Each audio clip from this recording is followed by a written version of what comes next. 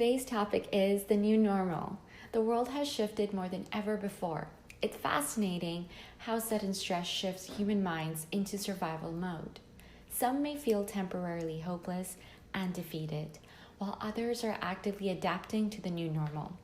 I would like to invite and welcome a special guest who started his journey as a digital nomad back in 2019, when we both decided to travel around Southeast Asia. His name is Mark Allerton and also my boyfriend. Mark, thank you so much for joining me to talk about your views and experiences. So just starting off, I know you're a digital nomad and you started your journey towards being a digital nomad back in 2019 when we both decided to travel around Southeast Asia. What did you experience and learn from that experience, and how are you using that in our current situation?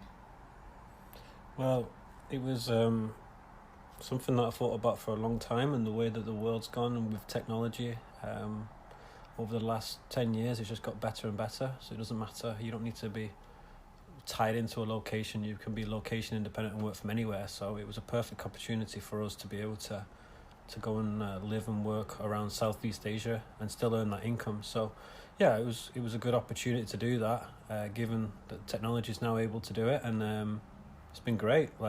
And now it's funny because we've come back to a pandemic, and it seems like all the world's doing it. So it looks like in the future, it looks like it's all going to go that way. Yeah, absolutely.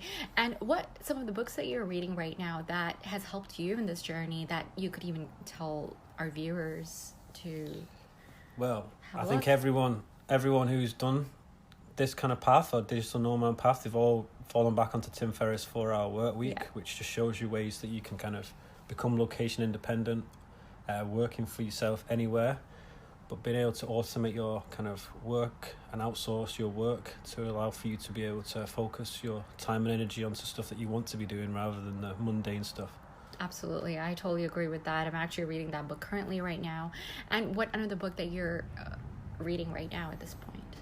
And Rich Dad, Poor Dad. Really? So how's that?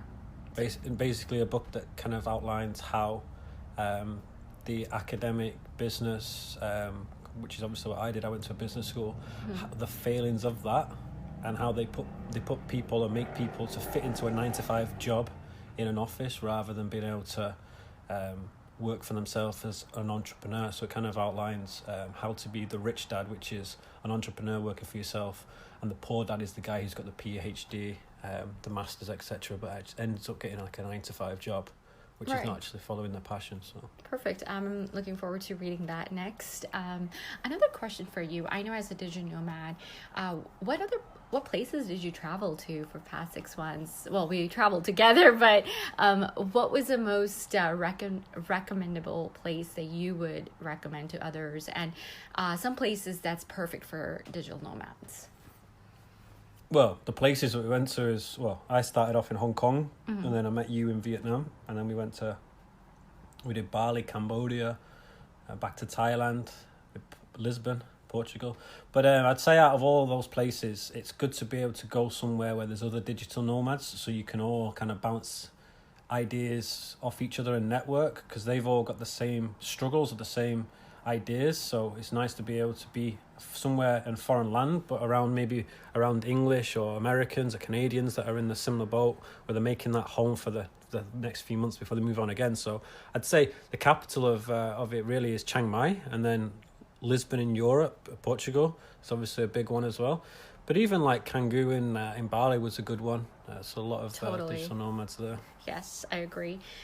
Also, first of all, from what I know, I've known you for almost 3 years now, and I've noticed you have strong work ethics, which I'm so impressed by. How are you juggling or managing your work, your full-time work, and your other projects that you are taking on as a digital nomad? It's just all about time management, really. Get into a routine, make that to-do list every day, because I'm doing a lot. I'm working, but then obviously got my own projects and my own work that I'm doing online. So yes, particularly when I was traveling as well, you want to have some time to see the world. You don't want to just be in Thailand and just sat in your apartment. So you want to have some time to travel. You want to have some time to work on what you need to with your work, but then also work on your own online work. So Yeah, for me, it's all been about time management, making a to-do list, and then keeping kind of a consistent rhythm to your work every day. Right. Rather than kind of getting sidetracked and being all over the place.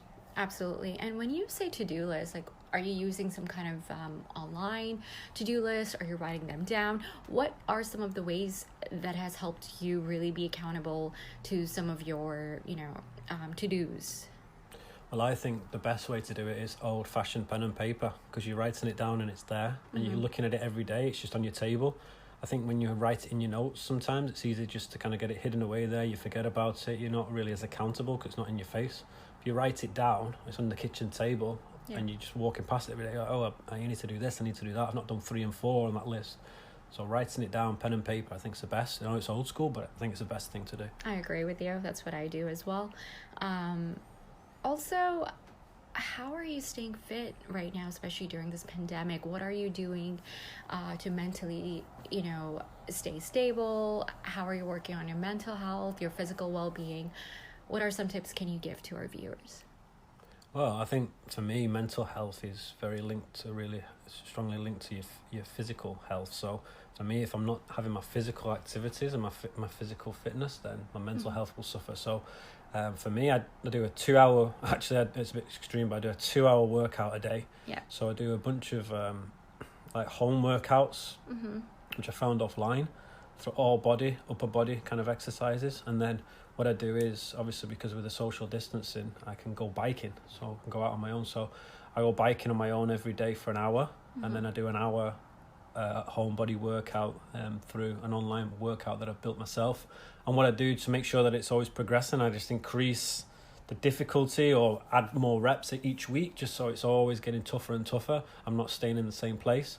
And obviously with the biking, every hour I do every day, I try and get quicker and quicker. So I'm pushing it that way, and then trying to beat my monthly target for miles that I do every month. So yeah. Great. And is there an app that you're following to keep yourself accountable or record to get your cycling Yes. for every day? The app I use is called Runkeeper on iPhone, and it's great because it kind of manages your calories and it manages your distance. It's got a GPS fixed in there, so it follows you around. So once you've done a workout on the bike for an hour, it kind of shows you the map and the distance that you've done. So yeah, Runkeeper's the one for me. Great. Also, what advice would you give to people out there who have lost their jobs, especially during this pandemic, and are searching for work, opportunities to connect with others who are basically lost and, are looking for advice and basically looking for that silver lining? What advice would you give? Can you give top 5 tips? Some of them that you have been incorporating in your life. Well, I don't know about a top 5, but I know some tips. I mean, for me, I've been lucky. This pandemic's not affected me anyway, so I've been good. So I've not had to worry about money in the way that I had to claim off the government. I've not had to do any of that. Yeah. But I think people have to just remember that if they've got a smartphone and they've got a laptop in front of them, there's always ways to earn money. And what ways would that be? What ways? I think you have a laptop in front of you. There's a bunch of remote work nowadays, because with the technology you can get money off of filling out online surveys. You can get money off of taking a web development course and then doing building websites. You can there's a whole bunch of ways you can earn money if you have accessibility to technology. Great. And how are you feeling? Like, I know that you've also started writing. You're a freelance writer as well, which is so incredible. What are your views on that? And especially, and you're also, inspiring football coach.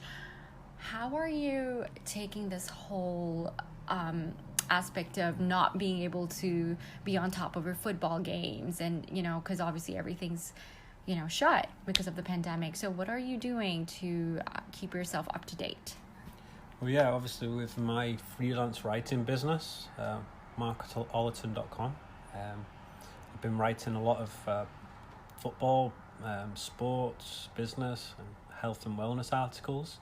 And obviously it's just a shift in demand. I was writing match reports on fixtures in Europe and MLS for for the company. But now what I'm doing for my own company now is I've had to switch it from talking about football games, which has been stopped, but switching that now to the business of football. So I recently did an article for a USA football website where I talked about the impacts of the COVID-19 on the business of football. Mm-hmm. So even though there's a pandemic going on and the games have stopped, which is a tragedy, there is still ways that you can shift your work. And in my case, I've shifted it to the business of football. So how has the COVID-19 impacted, football and the business model of football? So yeah, that's how it's all about shifting your work to match the demand, really, because people want to know how is it affecting football, rather than what's the score of Tottenham Hotspurs tomorrow or Manchester United tomorrow.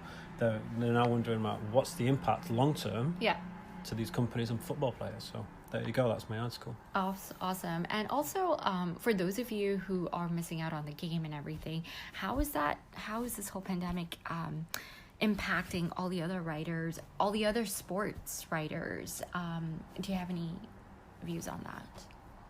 Well, yeah, I think again, it's all about being able to switch it up. Like, I mean, if you're used to writing about football games and you're used to writing about, I don't know, retail, then right now that's not happening. So you've got to switch up, look at different niches, look at your skill set, what have you been exposed to, what you're knowledgeable on, and then focus on them niches to be able to continue writing. Because right now people are reading stuff online all the time. So if people are reading stuff online all the time because they're stuck at home, then there's a demand. So you just need to meet that demand. And obviously for me now, it's business in football, which is a big one for me. Yeah. So I'm sure other people, if they've got they're writing on something that's not in demand, then they could maybe switch it over to something else. Mm-hmm. Perfect. Yeah, sounds great. Also, what advice would you give in terms of how to stay motivated and positive? I think it's always about, you got to watch yourself with your social media use. I think to stay motivated and positive, if you're on social media all the time, that's just going to suck your energy and it's going to turn you really negative. So you just need to be, aware of what you're surrounding yourself with, what you're reading. And if you are on social media, make sure you're following accounts that are inspirational. Right. Not accounts that are just going to put you down. So I'm sure people know what I mean by that. Mm-hmm. And I just think you've just got to, not every day is great. You've just got to take the bad with the good sometimes, but just remember to surround yourself with positivity rather than dwindling, if you do have them negative thoughts, dwindling on them. Yeah. Turn them around, even if it means getting out of there and getting a workout, and when you come back, you instantly feel better and more positive mindset. So absolutely. Speaking of mindset, how you just talked about when you get negative thoughts, what do people do in situations when they do get those negative thoughts? Like how to deal with them? How do you deal with your with your negative thoughts? Like what do you do? Like, do you meditate? What are some ways for your mental wellness? Well, I think for me, I like to go for a walk and clear my head. That's one thing that works for me. Mm-hmm.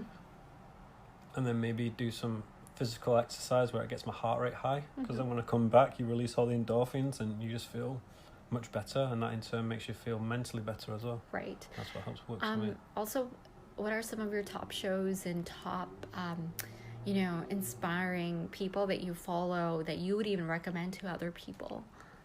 Well, I'd say the best ones really for me, it's just me. I like Brian Rose from London Real. The Transform Yourself episodes, they're just great. Like, it exposes you to so much knowledgeable stuff to help you benefit yourself.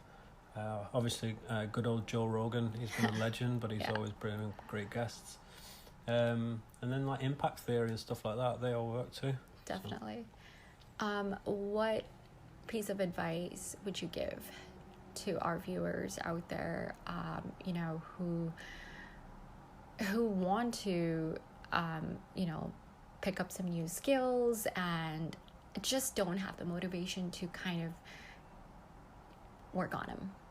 Well, I think, again, like I said before, if you've got a laptop and a phone in front of you, then your access to everything. Like, you can literally learn a skill within a day. You just get on YouTube. If you want to learn, I don't know, how to, fix something or how to build something, you can just go on YouTube and type in how to build a table or whatever, and Right. you'll be able to know how to do it. So that's applicable to any, any skill or Absolutely. anything that you want to do. So I'd say for anyone out there who wants to, better themselves and learn a new skill, get on YouTube and get on Google, and you have your answers there for you. Yeah, absolutely. Just put time in there. Great, thank you so much. Well, here you have it from Mark Allerton. And once again, Mark, thank you so much for joining me on this platform. And I just want to end this podcast by saying the time is to heal now, and this time has never existed before.